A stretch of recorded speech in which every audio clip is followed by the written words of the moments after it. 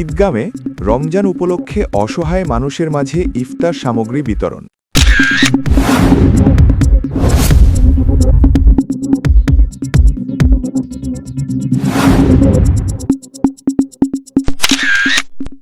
কক্সবাজারের ঈদগাঁও এলাকায় পবিত্র মাহে রমজান উপলক্ষে গরিব, দুঃখী ও অসহায় মানুষের মাঝে ইফতার সামগ্রী বিতরণ করা হয়েছে।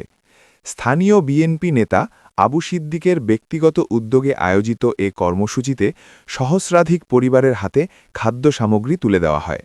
বিতরণকৃত সামগ্রীর মধ্যে ছিল ছোলা, মুড়ি, খেজুর, চিনি, তেলসহ বিভিন্ন নিত্য প্রয়োজনীয় পণ্য। এ সময় উপস্থিত অতিথিরা বলেন, রমজান সংযম, সহমর্মিতা ও মানবিকতার মাস।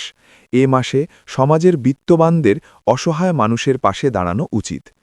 অনুষ্ঠানে স্থানীয় গণ্যমান্য ব্যক্তিবর্গ ও বিএনপির নেতাকর্মীরা অংশ নেন এবং স্বেচ্ছাসেবীরা সার্বিক ব্যবস্থাপনায় সহযোগিতা করেন।